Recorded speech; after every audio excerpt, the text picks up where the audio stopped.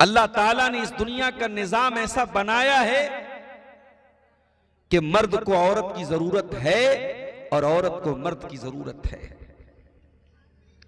आदम अलैहिस्सलाम को अल्लाह ने पैदा किया और जन्नत की तमाम नेमतें उनको मिल रही थी, लेकिन आदम अधूरे थे हव्वा के बगैर।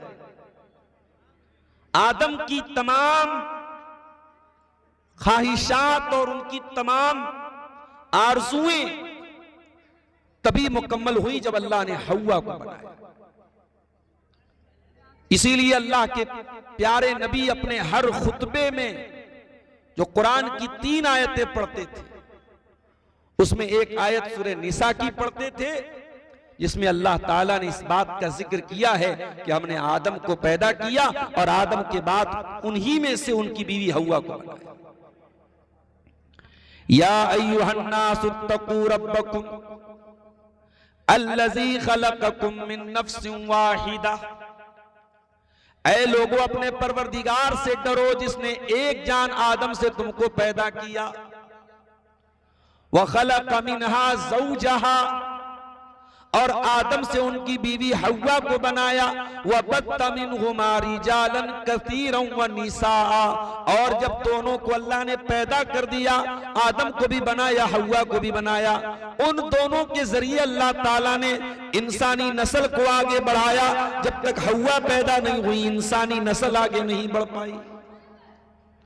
ये अल्लाह का बनाया हुआ निजाम है। दुनिया आगे तभी बढ़ेगी जब मर्द और औरत इन दोनों के जरिए एक परिवार बनेगा, एक घर बनेगा। और मर्द और औरत के जरिए एक परिवार कैसे बनेगा? वो किसी हराम रिश्ते की बुनियाद पे नहीं बनेगा, वो गर्लफ्रेंड और बॉयफ्रेंड के कल्चर की बुनियाद पे नहीं बनेगा, वो लिव इन रिलेशनशिप की बुनियाद पे नहीं बनेगा। एक परिवार अगर बनेगा, एक घर अगर बनेगा, एक खानदान अगर बनेगा, तो निकाह की बुनियाद पे बनेगा। और मेरा जुमला नोट कर लो, जिस मोहब्बत में निकाह नहीं है, जिस मोहब्बत में लड़का दावा करता है कि मैं लड़की से बहुत मोहब्बत करता हूं, लेकिन उस लड़की से अगर वो निकाह करने को तैयार नहीं है, वो निकाह के बजाय किसी और तरीके से उस लड़की को हासिल करना चाहता है, वो मोहब्बत ही नहीं है मेरे प्यारे से। वो मोहब्बत के नाम पे ढकोसला है, मोहब्बत के नाम पे हवस है, मोहब्बत के नाम पे वासना है, मोहब्बत के नाम पे लश्त है, मोहब्बत के नाम पे अपनी जिस्मानी शहवतों की तकमील है। निकाह क्या है? कभी आपने गौर किया? निकाह के जरिए मर्द और औरत एक दूसरे के लिए हलाल होते हैं। वही काम अगर बगैर निकाह के किया जाए जिना है, हराम है, बदकारी है। निकाह के जरिए हलाल हो गया। निकाह में हुआ क्या? लड़की के वली की इजाजत, लड़के की तरफ से गवाहों की मौजूदगी, मेहर और लड़के का कबूल कर लेना कि हां मैंने इस लड़की से निकाह, मैंने इस लड़की को अपने निकाह में कबूल किया। इसीलिए अल्लाह के प्यारे नबी अपने आखिरी खुतबे में, खुतबे हज्जतुल वदा में, जब औरतों के हुकूक बयान करते हैं तो क्या फरमाते हैं? इसको ले जाइए, बेटी डिस्टर्ब बहुत करेगा, खेल रही है। आखिरी खुतबे में आपने क्या फरमाया? इस्तौसू बिन निसाई खैरा, ऐ लोगों तुम औरतों के साथ अच्छा सलूक करो। फ़इन्नकुम अक़ज़्तुमूहुन्ना बिअमानिल्लाह वस्तहललतुम फ़ुरूजहुन्ना बिकलिमतिल्लाह। जरा जुमले पर गौर कीजिए अल्लाह के रसूल के। आपने फरमाया कि जब तुमने औरत से निकाह किया, कल तक वो किसी की बेटी थी, किसी की बहन थी, किसी की खाला थी, किसी की फूफी थी, लेकिन कल तक किसी की बीवी नहीं थी। कल तक वो किसी और के घर में रहती थी, किसी और के घर में नहीं, अपने घर में रहती थी। और आज जब निकाह करके आई, एक अजनबी परिवार में, एक अजनबी घर में आई, और एक इंसान जिससे पहले से कोई रिश्तेदारी नहीं थी, निकाह के जरिए वो उसकी बीवी बन गई। सिर्फ बीवी नहीं बनी, सर से पैर तक उसके लिए हलाल हो गई। अल्लाह के नबी फरमाते हैं अखज़्तुमूहुन्ना बिअमानिल्लाह, ऐ लोगो तुमने इन औरतों को जब निकाह में कबूल किया तो तुमने अल्लाह का नाम लेके इनको कबूल किया। अल्लाह का कलाम पढ़ा गया, कुरान पढ़ा गया, मौलवी साहब ने खुतबा निकाह पढ़ा और अल्लाह का नाम लेके तुम्हारी पनाह में दे दिया, तुम्हारी अमान में दे दिया।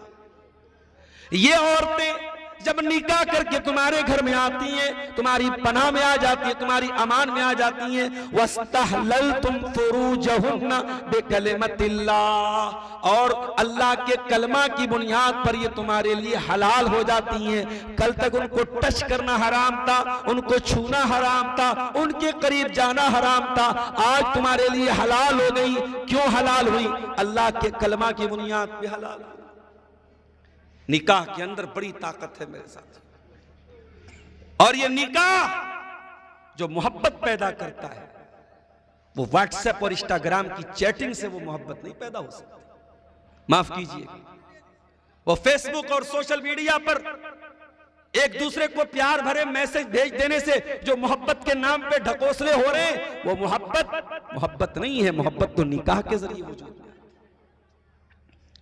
अल्लाह कुरान में कहता है वमिन आयातिही अन खलक़ लकुम मिन अनफुसिकुम अज़वाजन लितस्कुनू इलैहा, अल्लाह ताला की बहुत बड़ी निशानी ये भी है कि उसने तुम्हारी बीवियों को बनाया ताकि तुम उनसे सुकून हासिल करो।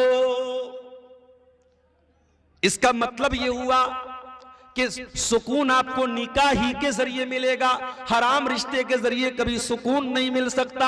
शहवत पूरी हो सकती है, वासना पूरी हो सकती है, जिस्म के तकाजे पूरे हो सकते हैं, सुकून नहीं मिल सकता। सुकून मिलेगा तो बीवी आपको सुकून देगी, जो अल्लाह के कलमे की बुनियाद पर आपकी जिंदगी में आएगी।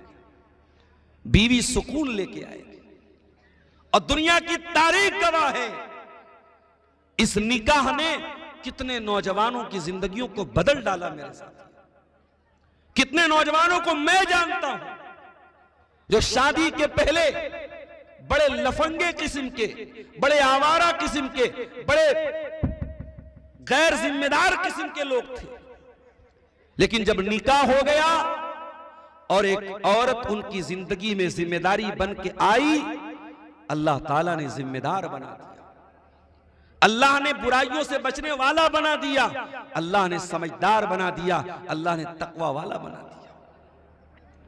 और अगले जुमले पर गौर कीजिए, वजअल बैनकुम मवद्दतन व रहमा, और अल्लाह ने मियां बीवी के बीच में मोहब्बत पैदा कर दी, रहमत पैदा कर दी। मोहब्बत अल्लाह ने पैदा की है निकाह के जरिए। यह मोहब्बत दुनिया की किसी ताकत ने पैदा नहीं की।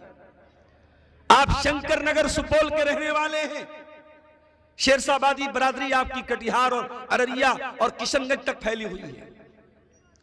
आपने निकाह का पैगाम भेजा, यहां से 100 किलोमीटर 150 किलोमीटर दूर या और भी दूर मान लीजिए, लड़की से आपका पहले से कोई जान पहचान और कोई ताल्लुक नहीं था। लड़की आई आपके घर में, आपसे शादी हो गई, बीवी बन गई आपकी। वो आप बेरोजगार थे, कल तक अकेले खाना पड़ता था, बीवी को खिलाना पड़ रहा है। एहसास हुआ यार मेरी आमदनी तो कम है, कुछ और करना पड़ेगा। दोस्तों से मशवरा किया, दोस्तों ने कहा कतर चले जाओ। मुझे मालूम है बीरपुर के इलाके के बहुत सारे हमारे नौजवान कतर में जॉब करते हैं, काम करते हैं। कतर चले गया, वीजा बन गया आपका, टिकट आ गया, फला तारीख को फ्लाइट है आपकी पटना से, जाने का टाइम आया। अभी शादी को सिर्फ 1-2 हफ्ते हुए हैं,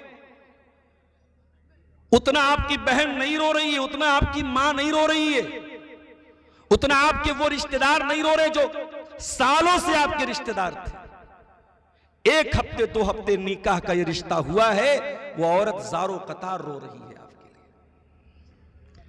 आप अपनी बीवी को छोड़ के परदेश जा रहे हैं, बीवी आपसे लिपट करके रो रही है, आपके लिए खाने का टिफिन बांध रही है, आपके सामानों को तरतीब दे रही है, आपका सामान पैकिंग कर रही है। ऐ अल्लाह, ये कैसी मोहब्बत है जो बरसों की मोहब्बत पर भारी पड़ रही है।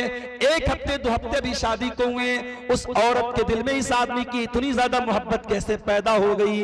औरत भी रो रही है, आदमी का दिल भी गमगीन है, बीवी को छोड़ के जा रहा है, भारी मन के साथ जा रहा है, भारी दिल के साथ जा रहा है, कलेजे पर एक दुख और उदासी छाई हुई है। ये 1-2 हफ्ते के अंदर इतना प्यार, इतना अपनापन कैसे पैदा हो गया? कुरान जवाब देता है, ओ लोगों, ये दुनिया की किसी ताकत का कमाल नहीं है। व मिन आयातिही अन खलक लकुम मिन अनफुसिकुम अज़वाजन लितस्कुनु इलैहा व जअल बैनकुम मवद्दतन व रहमा। ये मोहब्बत पैदा करने वाला अल्लाह है। ये मोहब्बत मियाँ के दिल में, शौहर के दिल में बीवी के लिए, और बीवी के दिल में शौहर के लिए, ये मोहब्बत पैदा करने वाला अल्लाह है। और आगे बढ़िए, शौहर 70 साल का हो गया, बीवी 60 साल की हो गई, दोनों बूढ़े हो गए।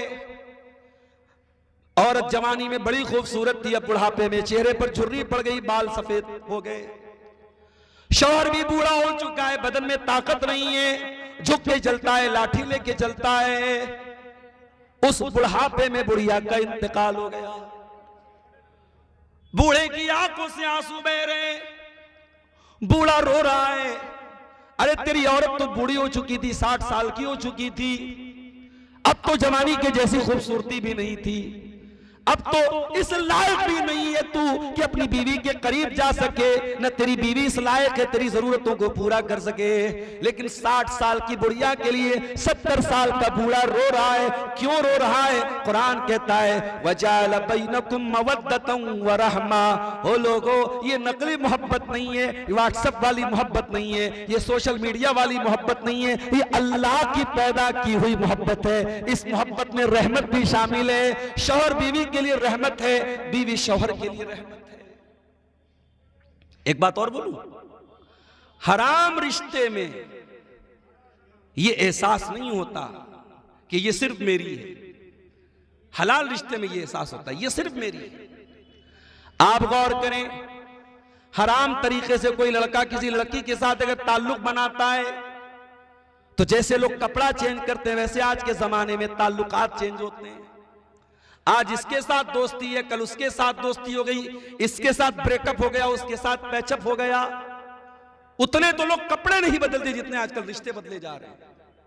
लेकिन शादी में दुनिया के किसी कोने में चला जाए इंसान, लौटता है तो दुनिया की सबसे खूबसूरत औरत अगर नजर आती तो उसको अपनी बीवी नजर आती है, अपनी बेगम नजर आती है। ये इस रिश्ते की खूबसूरती है मेरे प्यारे साथी।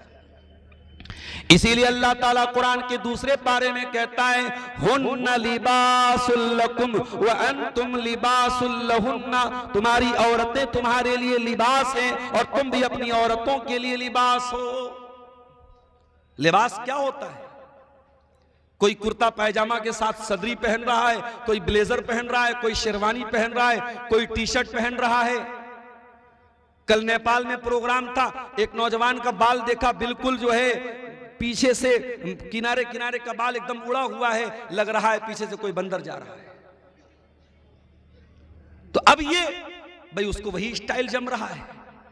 कोई रोनाल्डो के जैसा बाल रखे हुए है, कोई सलमान खान वाली लॉकेट पहन रहा है। सबके अपने अपने फैशन हैं।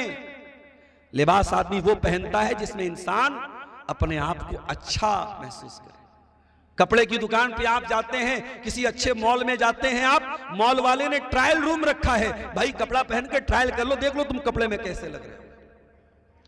कुरान कितनी बेहतरीन ताबीर कर रहा है, हुन्ना लिबासुल लकुम। तुम्हारी बीवी तुम्हारे लिए लिबास है। तुम बीवी के बगैर अच्छे ही नहीं लगोगे, बीवी तुम्हारे बगैर अच्छी नहीं लगेगी। तुम एक दूसरे को कंप्लीट कर रहे हो, एक दूसरे की सुंदरता हो, एक दूसरे की खूबसूरती हो। अरे एक दिन बीवी चली जाए मायके में तो कमरा सूना सूना लगने लगता है। जो शादीशुदा लोग हैं जिन्होंने ये लड्डू खाया हुआ है उनको ज्यादा एहसास है, जो बेचारे नहीं खाए हैं वो क्या जाने। तो शादी के बाद इंसान की लाइफ चेंज हो जाती है, जिंदगी में परिवर्तन आ जाता है और मियां बीवी एक दूसरे का लिबास हो जाता है। और गौर कीजिएगा, हर आदमी कोई ना कोई कपड़ा पहनता है, कोई लुंगी पहने हुए है, कोई बनियान पहने हुए, लेकिन कोई अगर बगैर कपड़ों के है, नंगा है, तो दो ही बात हो सकती है, या तो वो इंसान नहीं है, और इंसान है तो फिर अकल नहीं है उसके अंदर, पागल होगा जो नंगा घूमेगा। अगर इंसान है और अकल है तो कपड़ा जरूर पहनेगा। इसका मतलब ये हुआ कि लिबास आपके इज्जत को जो छुपाने का जरिया है। कुरान कह रहा है शौहर बीवी के लिए लिबास है, बीवी शौहर के लिए लिबास है, यानी दोनों एक दूसरे की इज्जत पर पर्दा डालते हैं। लिहाजा अगर शौहर के अंदर कोई कमी भी हो तो बीवी पर्दा डाले, बीवी के अंदर कोई कमी हो तो शौहर पर्दा डाले, एक दूसरे के राज की हिफाजत करें, एक दूसरे के ऐब पर पर्दा डालें। अब आइए, वक्त बहुत हमारे पास महदूद है और घड़ी की सुई बड़ी तेजी से आगे बढ़ रही है। हमारे शेख इनायतुल्लाह नदवी साहब ने हुक्म दिया है, आप हुकूक पर बहुत तकरीर करते हैं, जरा ज़ौजैन के हुकूक बयान कर दीजिए। पति के क्या हक है पत्नी के ऊपर, पत्नी के क्या हुकूक है पति के ऊपर, शौहर की क्या जिम्मेदारी है बीवी के ताल्लुक से, और बीवी की क्या जिम्मेदारी है शौहर के ताल्लुक से। मैं बात आगे बढ़ाता हूं, लेकिन एक बात कहना चाहता हूं। आज सीमांचल के इलाके में घूमते हुए एक बात मैंने महसूस किया है कि आपकी इस बिरादरी में भी, शेरशाह वादियों में भी शादी ब्याह में बहुत सारी रस्म और रिवाज मौजूद है, बारात की रस्म और रिवाज मौजूद है, जहेज की डिमांड मौजूद है, हल्दी और मंगनी की रस्म मौजूद है। अल्लाह के वास्ते मेरे भाइयों, आप कम से कम अपनी बिरादरी, मुझे मालूम है अगर आप मुत्तहिद हो जाएं, मैं कटिहार भी जाता हूं, पूर्णिया भी जाता हूं, अररिया भी जाता हूं, अंदरसा सब जगह सेम बन रहा है। अंदरसा की रेसिपी चेंज नहीं हो रही है पूरे शेरशाहबादी में, नाश्ते का स्टाइल सब जगह सेम है, वही थोड़ी सी काजू आ जाएगा, थोड़ा सा किशमिश उसमें होगा, थोड़ी सी सेब काट के रख देंगे, थोड़ा सा उसमें जो है कोई मीठा रख देंगे। ये पूरे शेरशाहबादी बिरादरी में इस बात पर इत्तेहाद और इत्तेफाक है।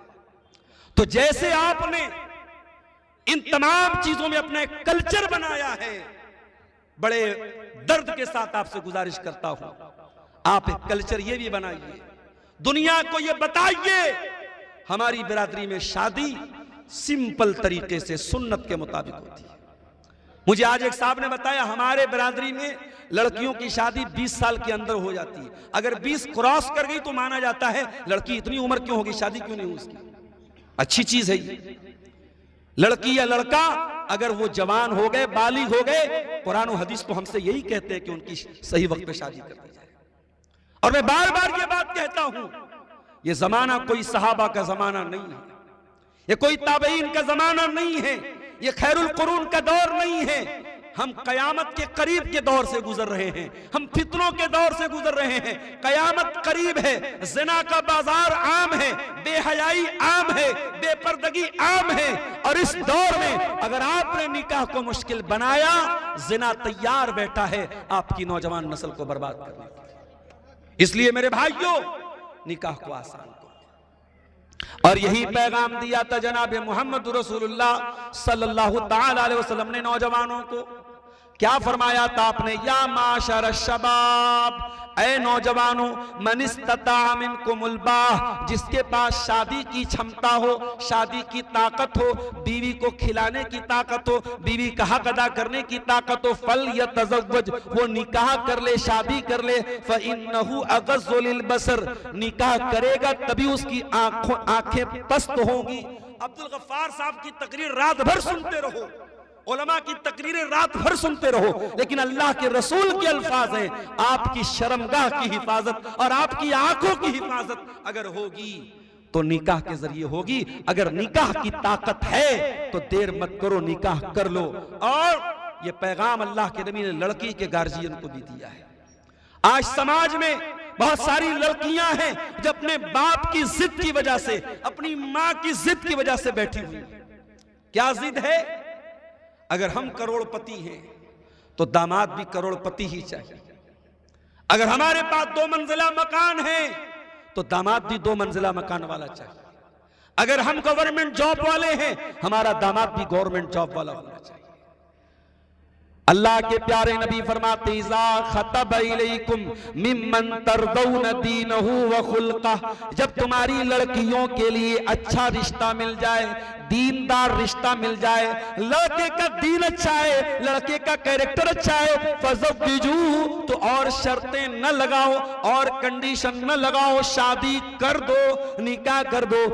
अगर तुमने ऐसा नहीं किया तकुन फितनतुन फिल अर्दि व फसादुन अरीज़, तो जमीन में बहुत सारा फसाद फैल जाएगा, फितना फैल जाएगा। इमाम हसन बसरी के पास एक आदमी आया, उसने कहा इमाम साहब मेरी बेटी के रिश्ते बहुत आ रहे, कसुरा खुत्ता बुहा, मेरी बेटी के रिश्ते बहुत आ रहे, किसके साथ लड़के की शादी को? फरमाया ज़व्विजहा तक़ी, अपनी लड़की की शादी किसी मुत्तकी इंसान से करना, किसी परहेजगार इंसान से करना। इन अहब्बहा अकरमहा, अगर वो तुम्हारी लड़की से मोहब्बत करेगा तो इज्जत देगा, व इन लम युहिब्बहा लम युहिनहा, और अगर तुम्हारी बेटी से मोहब्बत नहीं करेगा तब भी जलील नहीं करेगा। लिहाजा शादी करो तो तकवा और दीनदारी की बुनियाद पर करो मेरे साथियों।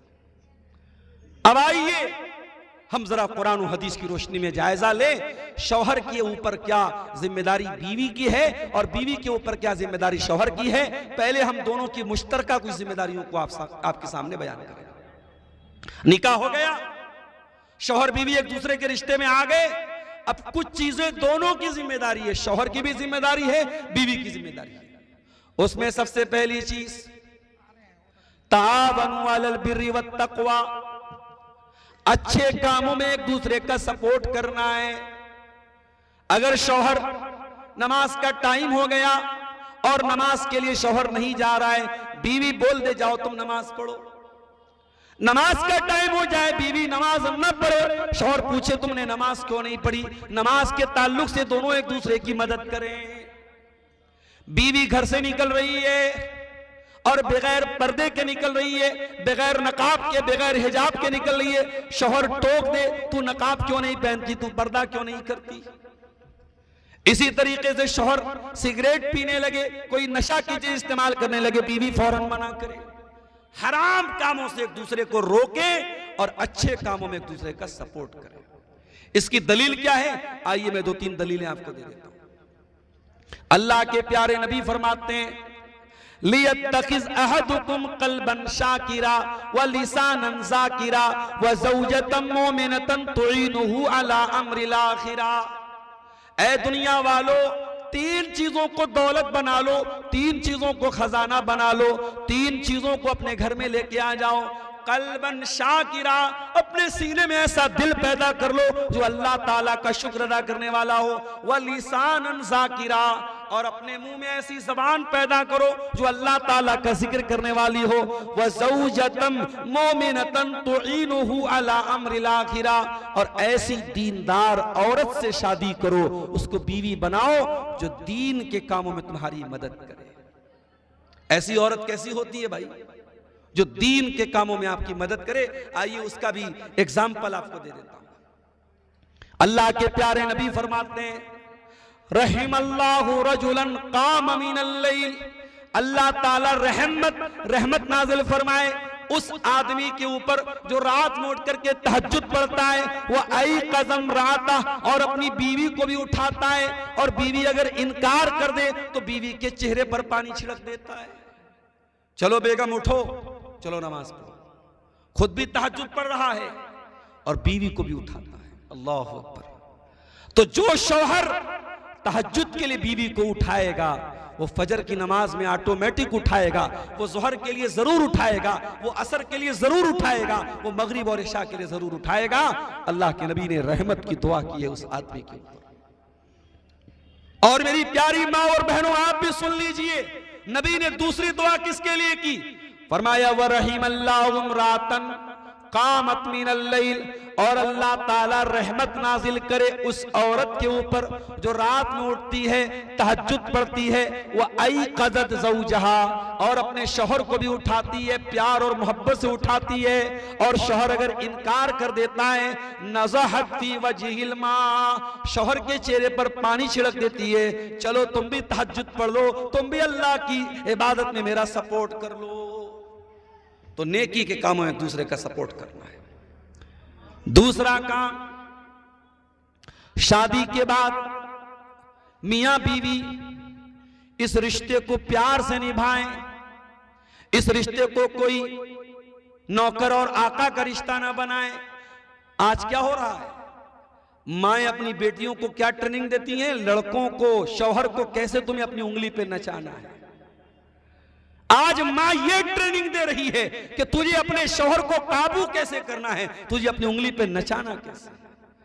काश माओ ने यह सबक दिया होता कि तुझे अपने शौहर का दिल कैसे जीतना है, तुझे अपनी सास का दिल कैसे जीतना है। और बुरा हो इन मोबाइल पर चलने वाले सीरियलों का, चाहे वो इंडियन सीरियल हो चाहे पाकिस्तानी सीरियल हो, इन सीरियलों ने भी हमारे घरों का बेड़ा गर्क करके रखा है। इन सीरियलों को देखकर हमारी कौम की बेटियां, हमारी बहनें आज बेहया हो रही हैं। आज सास को सिखाया जा रहा है तुझे बहू के खिलाफ कैसे चाल चलना है, बहू को सिखाया जा रहा है तुझे सास के खिलाफ कैसे तुझे प्लानिंग बनानी है, शौहर को सिखाया जा रहा है कि शादी के बाद भी तू कैसे एक्स्ट्रा मैरिटल अफेयर कर सकता है, भाभी को सिखाया जा रहा है तू देवर के साथ कैसे घर से भाग सकती है। आज समाज को दूषित करने में, समाज को बिगाड़ने में, समाज को गंदा बनाने में इन फिल्मों का, इन सीरियलों का और इन वेब सीरीज का बहुत बड़ा हाथ है मेरे पास। तो शौहर और बीवी एक दूसरे की जिम्मेदारियों को समझे। तीसरा काम, बच्चा जब दुनिया में आ जाए, बीवी मां बन जाए, शौहर बाप बन जाए, तो दोनों मिल करके बच्चे की तरबियत में अपना अपना रोल अदा करें। अल्लाह के प्यारे नबी सल्लल्लाहु अलैहि वसल्लम फरमाते हैं, मा मिन मौलूदिन इल्ला यूलदु अलल फित्रा, हर बच्चा इस्लाम पर पैदा होता है, उसके माँ बाप उसको यहूदी बनाते हैं, उसके माँ बाप उसको ईसाई बनाते हैं, उसके माँ बाप उसको मजूसी बनाते हैं। इसका मतलब ये हुआ बच्चे को बनाने में और बच्चे को बिगाड़ने में माँ बाप का बहुत बड़ा रोल है। अगर माँ बाप चाहेंगे बच्चा बन जाएगा और माँ बाप चाहेंगे तो बच्चा बिगड़ जाएगा। लिहाजा शौहर और बीवी दोनों मिल करके बच्चे की तरबियत में अपना अपना रोल अदा करेंगे। अब आइए, बीवी के ऊपर क्या हुकूक है शौहर के, हम एक एक करके आपके सामने बयान करेंगे। वक्त हमारे पास कम है, थोड़ी देर आप और सुकून के साथ बैठे। बड़ी अहम बात है, अहम टॉपिक है। जो हजरात शादीशुदा हैं उनके लिए भी बड़ी जरूरी बात है, और जिनकी शादी नहीं हुई है वो भी सुन लें ताकि आने वाली जिंदगी में इन बातों पर अमल करें।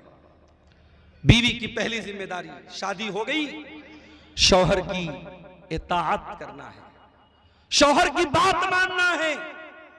शौहर आपका बॉस नहीं है, शौहर आपका आका नहीं है, शौहर आपका मालिक नहीं है, लेकिन अल्लाह ताला ने फैमिली में, परिवार में औरत के ऊपर शौहर को निगरान बनाया है, जिम्मेदार बनाया है। और स्कूल का के टीचर जब तक अपने प्रिंसिपल की बात न माने, मदरसे के मुलाजिमीन जब तक मदरसे के नाजिम की बात न माने, मस्जिद के मुक्तदी जब तक इमाम की इक्तिदा न करें, नमाज नहीं होती, मदरसा नहीं चलता, स्कूल नहीं चलता, परिवार कैसे चलेगा। मेरे प्यारे साथियों, शौहर की इताअत करना है, शौहर की बात मानना है।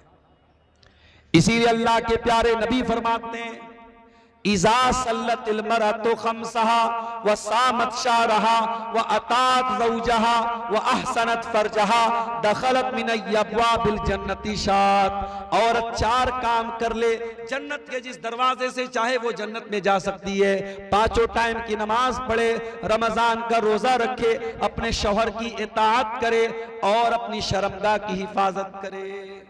तो शौहर की इताअत करना है उसको।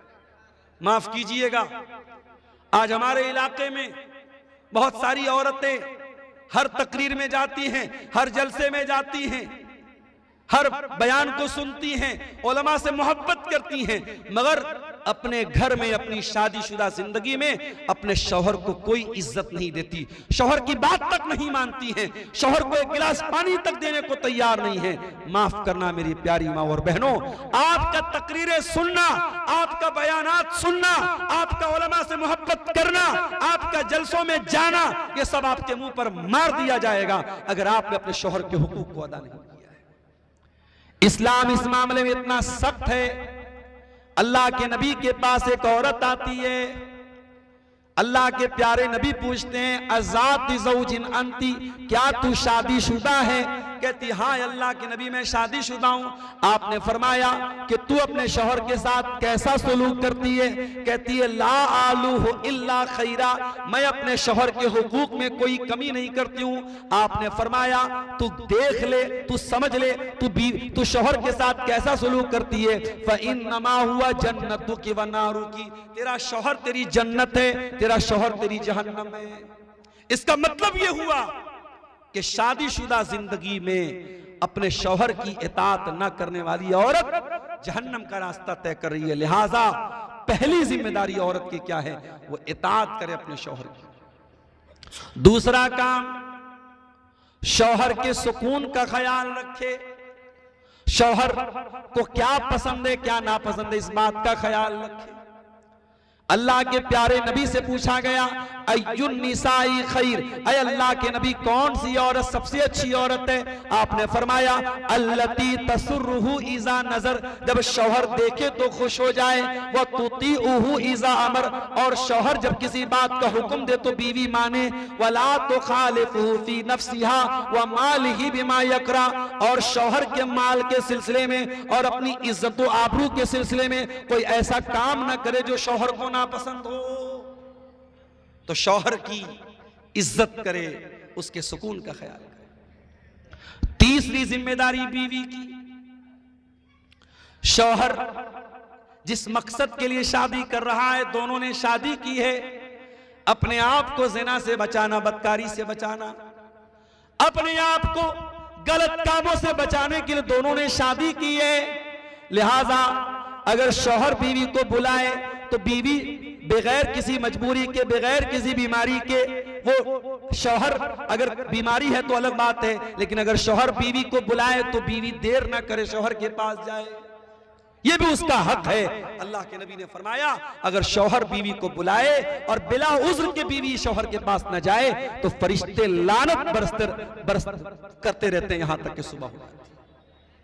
इसी तरीके से बीवी की एक और जिम्मेदारी है कि शौहर के घर में किसी ऐसे इंसान को एंट्री न दे जिसको शौहर नापसंद करता है। फरमाया ला यूतीना फुरुशकुन्ना ला यूतीना फुरुशकुम अहदन तकरहूना, और अपने तुम्हारे घरों में किसी ऐसे इंसान को आने न दें जिसको तुम नापसंद करते हो। ये हक है तुम्हारा, तुम्हारी बीवी के ऊपर कि वो तुम्हारे घर में किसी ऐसे इंसान को एंट्री न दे जिसको शौहर नापसंद करता है। अब यहां पे एक बात और सुन लीजिए, कभी कभी शौहर क्या करता है, ऐसे रिश्तेदारों को घर में लाता है जो औरत के लिए गैर महरम है। मिसाल के तौर पे चाचा का लड़का है, शौहर का कजिन है, शौहर के चाचा का लड़का, शौहर के मामा का लड़का, शौहर के खाला का लड़का, ये सारे के सारे लोग उस औरत के लिए गैर महरम हैं। शौहर लाता है और बीवी से कहता है चाय लेके आओ, और बीवी चाय लेके आती है और उस गैर मर्द के सामने ला करके चाय परोसती है। हराम है, ये तरीका हराम है मेरे प्यारे साथी। आप अपनी बीवी को, अपने घर की औरतों को अगर समाज में पाए जाने वाले गैर महरम से बचाते हैं तो अपने रिश्तेदारों में जो गैर महरम हैं उनसे भी अपनी बीवी को पर्दा कराइए और उनके सामने अपनी बीवी को मत लाइए। और अगर आप लाते हैं तो आप ये हदीस भी सुन लीजिए, अल्लाह के नबी ने बेगैरत करार दिया है उस इंसान को। आपने फरमाया 3 लोग ऐसे होंगे कयामत के दिन, न तो अल्लाह ताला उनकी तरफ देखेगा, न उनसे बात करेगा, न उनको पाक साफ करेगा। नंबर 1 अल्लाह को लिवालिदैहि, अपने माँ बाप को सताने वाला।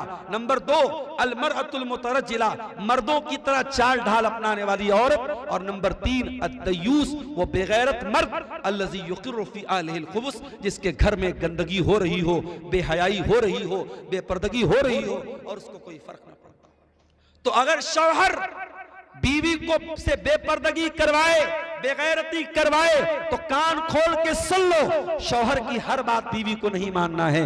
अगर शौहर की कोई बात ऐसी है, चाहे उसका ताल्लुक मियां बीवी के आपस के ताल्लुक से भी हो, मियां बीवी के ताल्लुकात के सिलसिले में भी अगर शौहर प्रेशर करके, फोर्स करके कोई ऐसा काम करने को बोले जो इस्लाम की नजर में गलत है, जो शरीयत की नजर में गलत है, तो बीवी को बात नहीं माननी है। क्यों? इसलिए कि अल्लाह के नबी ने फरमाया, ला ताअत लिमखलूकिन फी मासियतिल खालिक, अल्लाह को नाराज करके, उसकी नाफरमानी करके किसी मखलूक की बात को नहीं मानना है।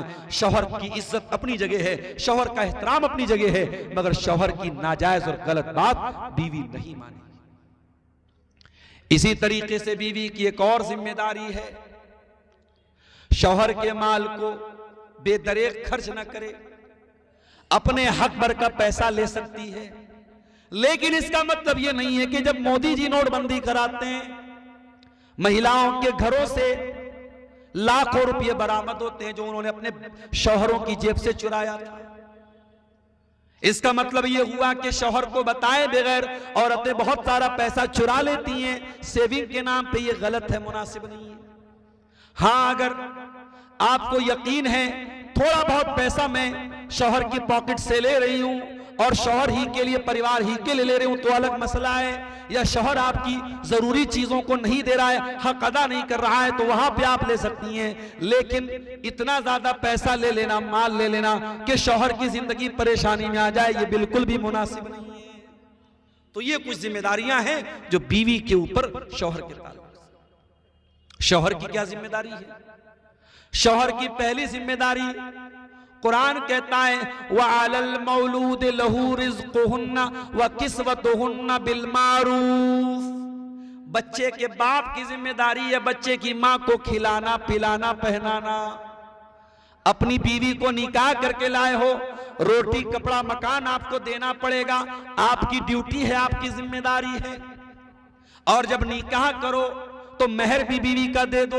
व आतुन निसा सदुकातिहिन्ना निहलतन, कुरान कहता है अपनी औरतों को महर दे दो खुशी खुशी। हमारे बनारस में पहले के जमाने में 32.5 रुपया महर होता था, अभी थोड़ा लोगों ने बढ़ा दिया है, अभी 100 ग्राम चांदी महर में दी जाती है। परसों में हदीस पढ़ा रहा था मदरसे में बच्चों को, अल्लाह के नबी ने अपनी बीवियों को जो महर दिया था 12.5 उकिया चांदी दिया था। 12.5 उकिया चांदी तकरीबन 1.5 किलो होती है, और 1.5 किलो चांदी का जो रेट मैंने करंट में पता किया 2.25 लाख रुपया होता है। यानी अल्लाह के नबी ने अपनी बीवियों को उस जमाने के हिसाब से जो चांदी दी थी आपने महर में, आज की करंट वैल्यू क्या है? 2.25 लाख रुपये। इसलिए महर की रकम बहुत ज्यादा भी नहीं होनी चाहिए जो आप दे ना सके, और इतनी कम भी नहीं होनी चाहिए कि हंसी मजाक बन के रह जाए। महर इंसान को अपनी हैसियत के मुताबिक देना चाहिए। और अगर आपके पास कुछ भी नहीं है, तो नबी अकरम के दौर में ऐसा भी हुआ है, एक औरत आती है, नबी अकरम के साथ निकाह करने की ख्वाहिश जाहिर करती है। अल्लाह के प्यारे नबी उसमें दिलचस्पी का इजहार नहीं करते हैं कि मुझे शादी की जरूरत नहीं है। वो कहती है किसी और से मेरी शादी करा दीजिए। एक सहाबी कहते हैं अल्लाह के नबी मैं शादी करने को तैयार हूं। आपने पूछा है तुम्हारे पास कुछ महर में देने को? अच्छा, आज उल्टी बात है, आज लड़के वाले लड़की वालों से पूछते हैं तुम्हारे पास देने के लिए क्या है। नबी के दौर में लड़के से पूछा जाता था तुम्हारे पास देने के लिए क्या है। सहाबी ने कहा है अल्लाह के नबी मेरे पास सिर्फ मेरा इजार है, मेरी लुंगी है और कुछ भी नहीं। आपने फरमाया जाओ तलाश करो, अगर लोहे की अंगूठी मिले तो वही दे देना तुम महर में। सहाबी ने तलाश किया, तलाश करके आए, कहा अल्लाह के नबी लोहे की अंगूठी भी नहीं मिली। आपने फरमाया अच्छा ये बताओ हल माअका शैउन मिनल कुरान, कुछ कुरान याद है क्या तुमको? कहा कि हाँ अल्लाह के नबी मुझे फला फला सूरतें याद है। कुरान के हाफिजों को हल्का समझने वालों, कुरान के उलमा को हल्का समझने वालों, साइंस के टीचर की ट्यूशन फीस 5,000, मैथ के टीचर की ट्यूशन पढ़ाने वाले टीचर की फीस 3,000, और कुरान पढ़ाने वाले मौलवी को 500 रुपया देके भी एहसान जताता है मौलवी साहब कुछ कम कर दीजिए। कुरान की कीमत तो नहीं तय हो सकती मेरे भाई, कुरान की कोई वैल्यू तो नहीं तय हो सकती। और तेरी नजर में साइंस के टीचर का मकाम ऊंचा होगा। मैं साइंस के टीचरों को डिग्रेड नहीं कर रहा हूं, ठीक है, समाज में उनका बहुत बड़ा योगदान है, मैथ के टीचरों का बहुत बड़ा योगदान है, लेकिन अल्लाह की कसम कुरान पढ़ने वाले का जो मकाम है और कुरान पढ़ाने वाले का जो मकाम है वो दुनिया के किसी और टीचर का नहीं हो सकता मेरे साथ। और ये बात मैं नहीं कह रहा हूं, ये बात जनाब मोहम्मद रसूलुल्लाह सल्लल्लाहु अलैहि वसल्लम ने फरमाई है, खैरुकुम मन तअल्लमल कुरान व अल्लमहु, तुम में सबसे बेहतरीन इंसान वो है जो कुरान को सीखता और सिखाता है। आपने फरमाया क्या कुरान तुमको याद है? कहा अल्लाह के नबी कुरान याद है।